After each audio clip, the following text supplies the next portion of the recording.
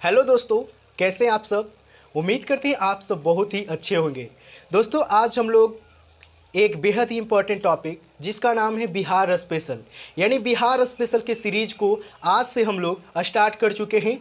आप लोग बिहार स्पेशल के सीरीज को देखने से पहले क्या करें कि मेरे चैनल के प्लेलिस्ट में जाइए और वहां से आप क्या कीजिएगा कि मैंने बिहार स्पेशल में कौन कौन से टॉपिक पढ़ना है उससे जुड़े एक वीडियो बनाए हैं। उसमें पूरे वीडियो में हमने ये चर्चा किया है कि बिहार स्पेशल में कौन कौन से टॉपिक को पढ़ना है, कैसे कैसे पढ़ना है, ताकि मुझे बिहार के ऊपर एक बहुत ही बड़ी पकड़ बन सके, बिहार को हम आसानी पूर्वक समझ सकें, ताकि मैं अपने एग्ज़ाम में पीटी या मेंस सारे एग्ज़ामों को हम आसानी पूर्वक क्लियर कर सकें। तो अगर आप बिहार स्पेशल को पढ़ना चाहते हैं तो सबसे पहले उस चार्ट को समझना बेहद ज़रूरी है, जो कि मेरे चैनल के प्लेलिस्ट में आप लोग को आसानी से मिल जाएगा। तो चलिए दोस्तों, आज का हम अपना ये जो बिहार स्पेशल का सीरीज़ है, बिहार स्पेशल के सीरीज़ में हम लोग देखेंगे बिहार एक परिचय, यानी आज हम लोग बिहार से परिचित होंगे, बिहार को जानेंगे कि आखिर बिहार है क्या, बिहार का स्थिति कैसा है, मानचित्र पे स्थिति कैसा है, भारत के मानचित्र पे स्थिति कैसा है,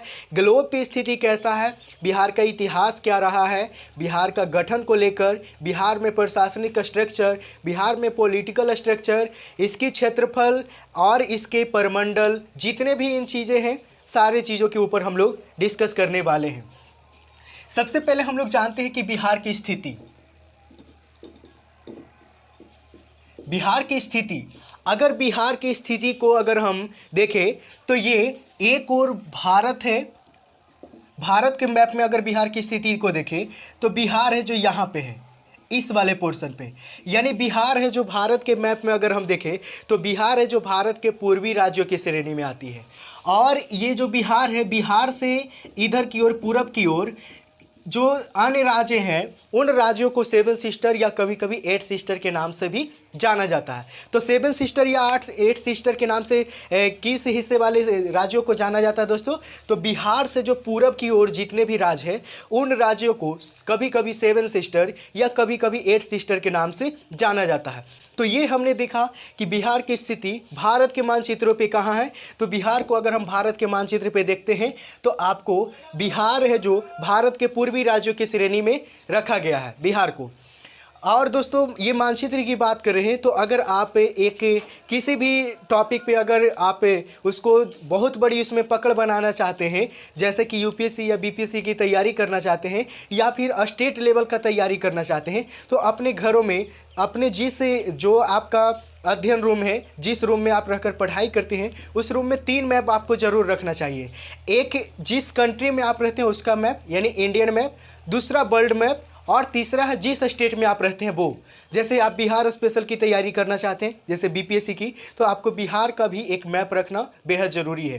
तभी जाकर आप चीज़ों को जो हम यहाँ पे बताएंगे उसको प्रैक्टिकल आप लोग ढूंढ पाओगे और प्रैक्टिकल उसको देखेंगे कि मैप में यहाँ पे ये है, यहाँ पे ये है। तो उन चीज़ों को आप लोग आसानी भाषाओं में समझ पाएंगे मैप के द्वारा। तो आप मैप ज़रूर लगाएं, ठीक है। चलिए, ये तो हमने देखा कि भारत की स्थिति, ये बिहार की स्थिति भारत में कहाँ पे है, तो भारत में पूर्वी राज्यों में है। और दोस्तों, बिहार भारत का एक पूर्वी राज्य होने के साथ साथ ये गौरवशाली अतीत से समृद्ध है।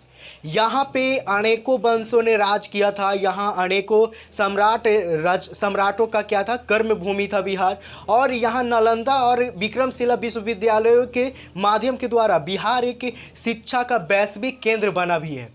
ठीक है दोस्तों, तो इन चीज़ों को आप लोग नोट करोगे तो क्या होगा कि मेंस में आपको ये ज़्यादा काम आएगा, पीटी के साथ साथ मेंस में भी। ये नालंदा विश्वविद्यालय की बात करें दोस्तों, हालांकि इसके ऊपर हम चर्चा आगे भी करेंगे, आगे के पार्ट में इसको पढ़ना, लेकिन अभी नालंदा विश्वविद्यालय की बात आया तो यहाँ पे हम एक पॉइंट बता देते हैं कि नालंदा विश्वविद्यालय को बनाया था कुमार गुप्त ने और उसको ध्वस्त किया था बख्तियार खिलजी ने, जबकि विक्रमशिला को बनाया था, विक्रमशिला विश्वविद्यालय को धर्मपाल ने बनाया था और उसको भी ध्वस्त किया था। कौन दोस्तों? तो वो किया था ये बख्तियार खिलजी ने ही। अब नालंदा विश्वविद्यालय दोस्तों नालंदा में है, जबकि ये विक्रमशिला विश्वविद्यालय भागलपुर में पड़ता है। तो इन चीज़ों को हम लोग आगे भी पढ़ेंगे। अच्छा, ये तो हमने देखा क्या दोस्तों कि बिहार की स्थिति भारत में कहाँ पे है, ये देखा। अब चलिए कुछ और आगे की बातें, हमने बिहार की स्थिति को देख लिया, कुछ आगे की बातें को समझते हैं। जैसे बिहार के नाम को लेकर, बिहार के नाम बिहार क्यों पड़ा, बिहार के नाम बिहार क्यों पड़ा, ये क्वेश्चन आता है दोस्तों कि बिहार का नाम आखिर बिहार क्यों पड़ा। तो चूँकि बिहार है जो दोस्तों गौतम बुद्ध का ज्ञान स्थली भूमि है, बिहार को स्पेशली बिहार में गया जिले में गौतम बुद्ध को ज्ञान प्राप्त हुआ था। और उस समय बौद्ध भिक्षुओं की संख्या, उस समय बिहार में बौद्ध भिक्षुओं की संख्या इतनी मात्रा में बढ़ गया था। बौद्ध भिक्षु क्या करते थे दोस्तों कि बिहार में निवास करते थे और वो घूम घूम कर, जगह जगह घूम घूम कर वो भिक्षा भी मांगा करते थे। तो चूँकि स्पेशली 11वीं से 12वीं सदी में, 11वीं से 12वीं सदी में बौद्ध भिक्षुओं की संख्या इतनी बढ़ गई थी, जिसके कारण एक वर्ड निकल के आया था दोस्तों, विहार। अब इस बिहार का मतलब होता है दोस्तों निवास करना, निवास करना।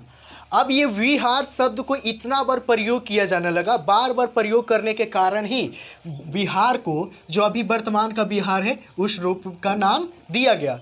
नहीं तो पहले कब जो बिहार था वो ये था, वो ब से पहले बिहार लिखाता था, लेकिन अभी वर्तमान में ब से लिखा था बिहार। ठीक है दोस्तों, तो यहाँ पे सीधा आपको लिखना है मेंस के एग्जाम में भी कि बिहार का नाम बिहार क्यों पड़ा। तो क्योंकि बिहार में जो बौद्ध भिक्षुओं की संख्या थी अत्यधिक बढ़ जाने के कारण वहाँ पे एक वर्ड का यूज किया जाता था जिसका नाम था विहार। विहार का मतलब होता है निवास करना। वो बौद्ध भिक्षु यहाँ पे निवास करते थे और जगह जगह घूमकर भिक्षा भी मांगे करते थे, इसीलिए हमारे बिहार को वर्तमान स्वरूप का नाम दिया गया बिहार। वो बिहार को बिहार नाम दिया गया। चलिए, ये तो हो गया इसका नाम को लेकर। चलिए अब कुछ आगे की बातें, इसके कुछ हिस्टोरिकल पार्टों को जानते हैं, जैसे बिहार के गठन को लेकर। तो बिहार का गठन, चूँकि आपको पता है दोस्तों कि बिहार है जो बिहार को अगर हम प्राचीन काल में देखें तो बिहार जिस तरीके से अभी जिस स्थिति में बिहार है उस स्थिति में प्राचीन काल में भी था। लेकिन प्राचीन काल में क्या था, मगध साम्राज्य के अंतर्गत ही आता था। बिहार प्राचीन काल में मगध साम्राज्य के अंतर्गत आता था। लेकिन क्या हुआ था दोस्तों कि 1911 ईस्वी में, 1911 ईस्वी में क्या किया गया दोस्तों, नहीं, ये इसको पहले इस तरीके से समझना है। क्या, इससे पहले 1911 से पहले एक पॉइंट पे आइए, क्या कि जैसे कि हम बता रहे थे कि बिहार की स्थिति,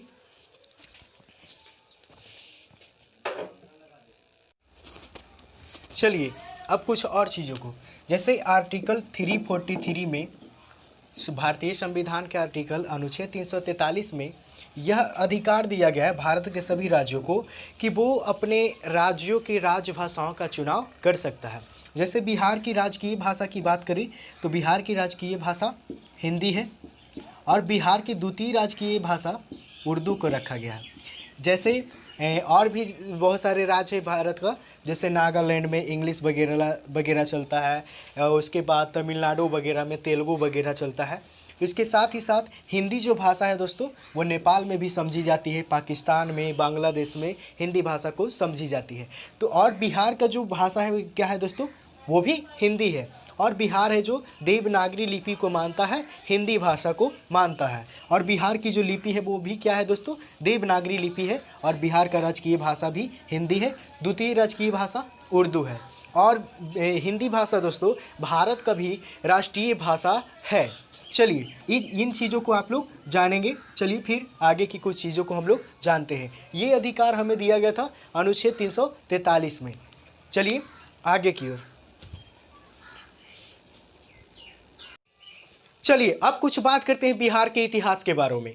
जिस तरीके से वर्तमान स्वरूप में बिहार अभी है उसी तरीके से प्राचीन काल में तो था ही, लेकिन प्राचीन काल में बिहार मगध साम्राज्य के अंतर्गत आता था। यहाँ पे मगध के शासक यहाँ पे अपना शासन करता था। स्पेशली चंद्रगुप्त मौर्य और जो नंद वंश थे, इन सारे राजाओं का यहाँ पे हस्तक्षेप हुआ करता था प्राचीन काल में मगध साम्राज्य के अंतर्गत। लेकिन इसको मध्यकाल यानी कि स्पेशलिस्ट मुगल काल में बंगाल का हिस्सा बना दिया गया। मुगल काल में बंगाल के हिस्सा बना दिया गया बिहार को, यानी बंगाल में बिहार को जोड़कर बंगाल का हिस्सा बना दिया गया। कब? मध्यकाल में। प्राचीन काल में किसके हस्तक्षेप में था? तो मगध साम्राज्य का शासन चलता था, स्पेशली चंद्रगुप्त मौर्य का, नंद वंश का, इन सारे राजाओं का यहाँ पे शासन चलता था।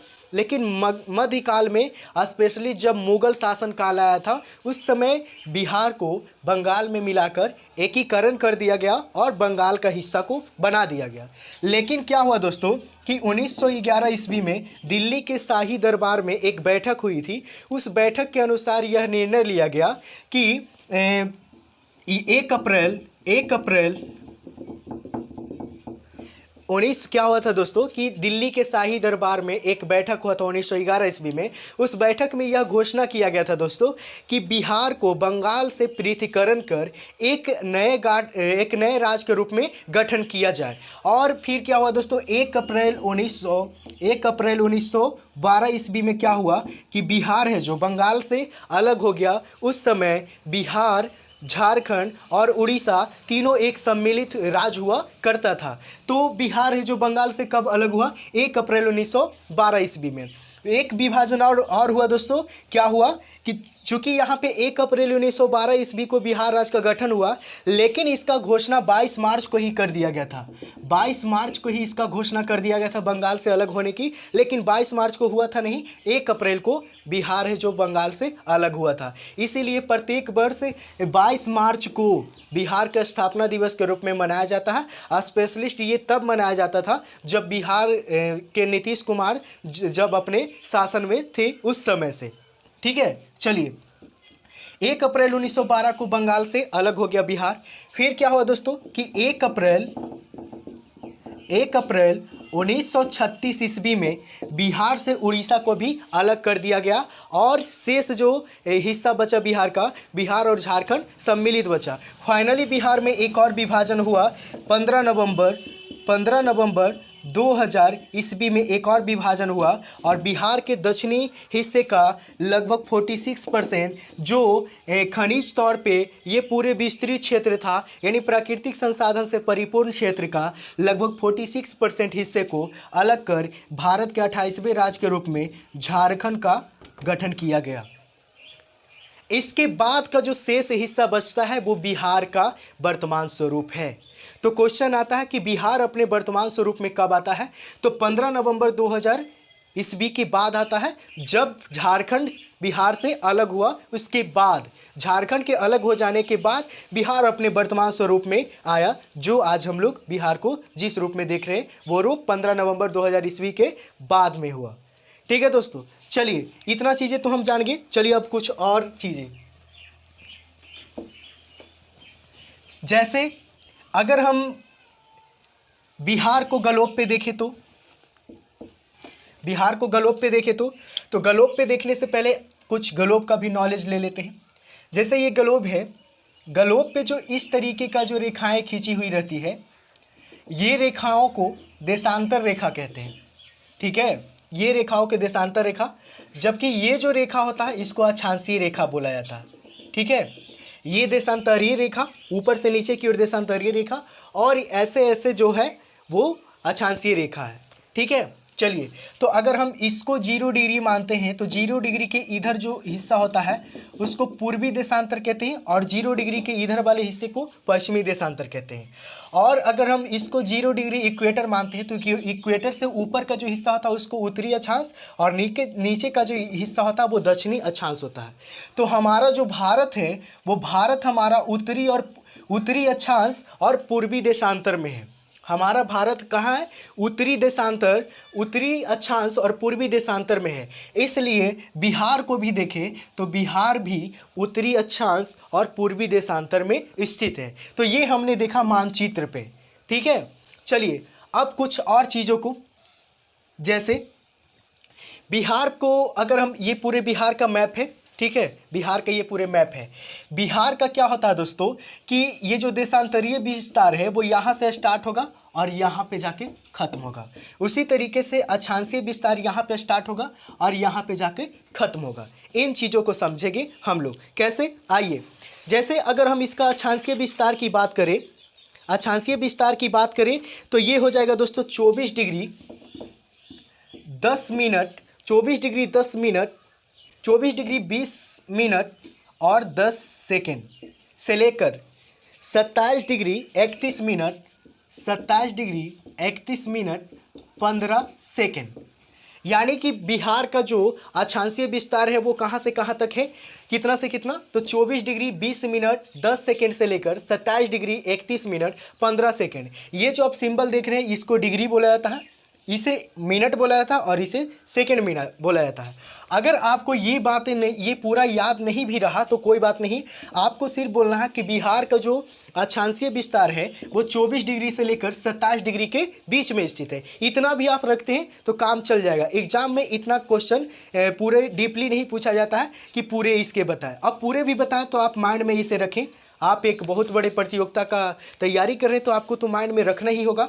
ऐसे आप 24 डिग्री से लेकर 27 डिग्री उत्तरी अक्षांश तक रखेंगे माइंड में। ठीक है दोस्तों, यानी बिहार का जो अक्षांशीय विस्तार है वो किस दिशा में है, तो उत्तरी दिशा में है। चलिए अब इसका देखते हैं जो देशांतरीय विस्तार है वो। अगर देशांतरीय विस्तार की बात करें तो 83 डिग्री 19 मिनट 15 सेकेंड से लेकर 88 डिग्री 17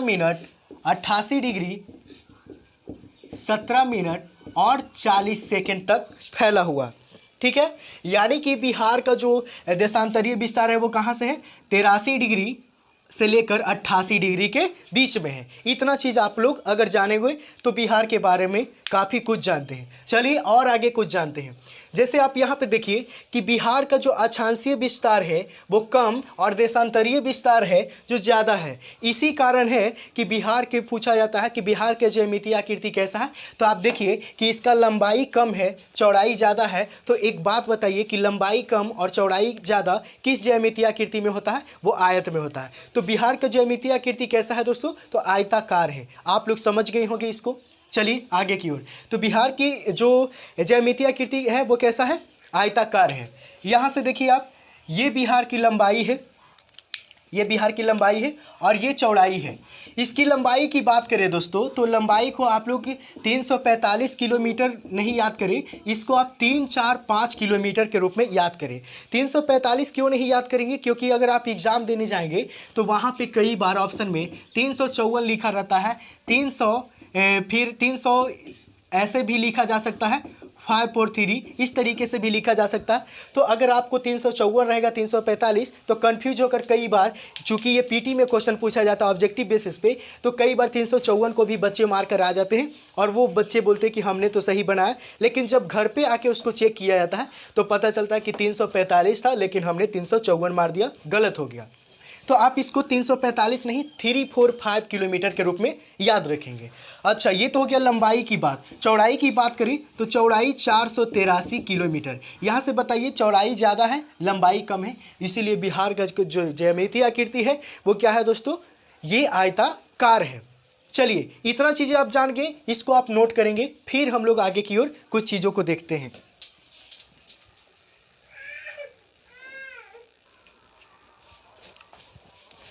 अगर हम बिहार के उत्तर की बात करें तो बिहार के उत्तर में नेपाल है, जबकि दक्षिण की बात करें तो दक्षिण में झारखंड है। पश्चिम की बात करें, पश्चिम में उत्तर प्रदेश और पूरब में वेस्ट बंगाल यानी कि पश्चिम बंगाल है। ठीक है, यानी कि इसका कहने का मतलब ये हुआ कि बिहार तीन पड़ोसी राज्यों के साथ और एक पड़ोसी देशों के साथ एक अंतर्राष्ट्रीय सीमा और 3 अंतर्राज्यीय सीमा का निर्माण करती है। तो क्वेश्चन आता है कई बार कि बिहार निम्न में से कौन से राज्यों के साथ अंतर्राज्यीय सीमा नहीं बनाती है। तो अगर आपके ऑप्शन में वेस्ट बंगाल, झारखंड और उत्तर प्रदेश है, इसके अलावा कोई ऑप्शन है तो वो जो अलावा वाला जो ऑप्शन है वही इसका राइट आंसर हो जाएगा। तो कई बार इस तरीके का क्वेश्चन पूछ लिया जाता है कि बिहार निम्न में से कौन से राज्यों के साथ सीमा बनाती है, उसमें से ये तीनों में से कोई ऑप्शन रहेगा। और कई बार रहता कि कौन राज्यों के साथ सीमा नहीं बनाती है।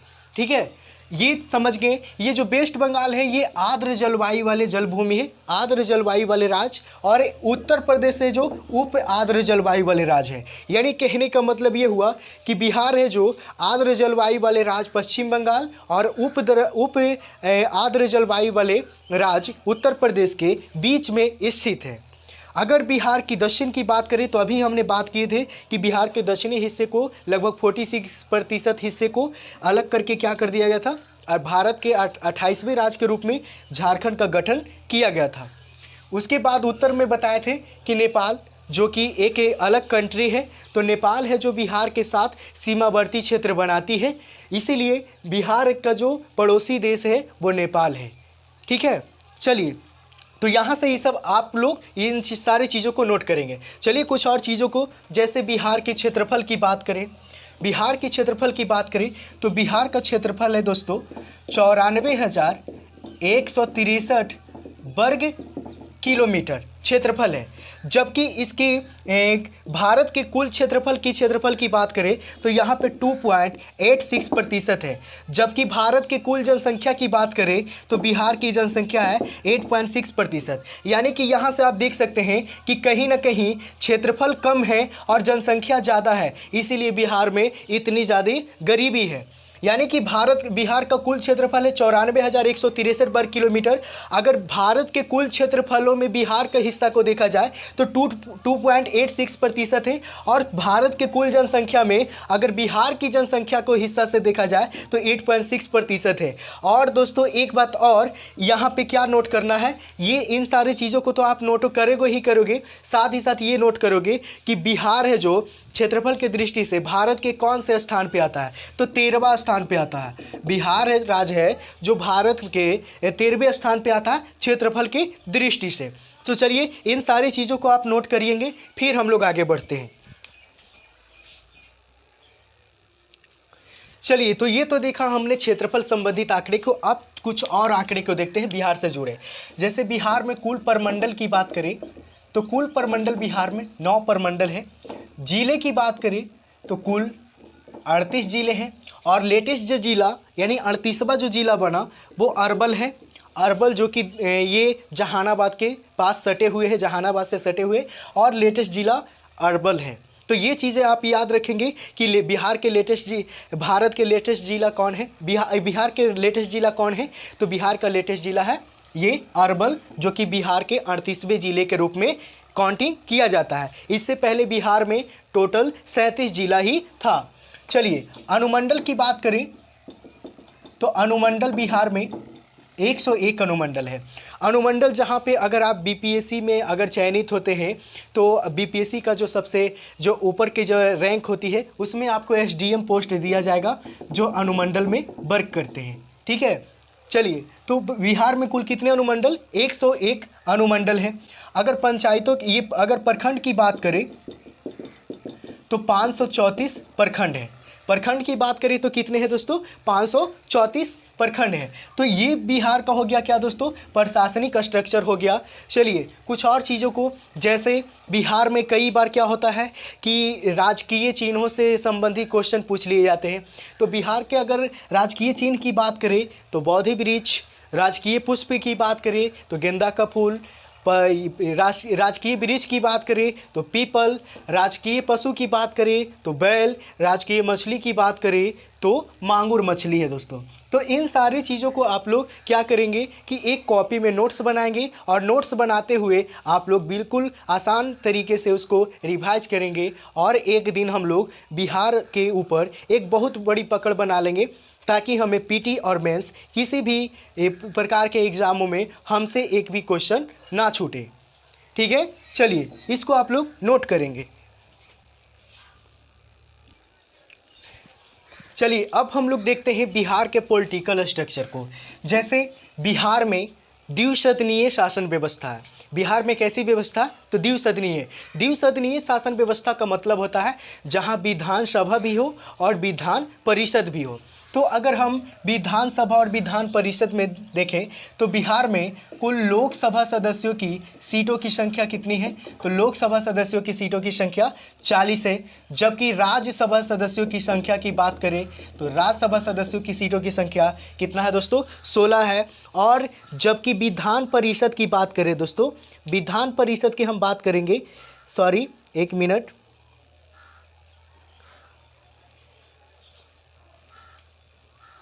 थोड़ा सा मार्कर गिर गया था।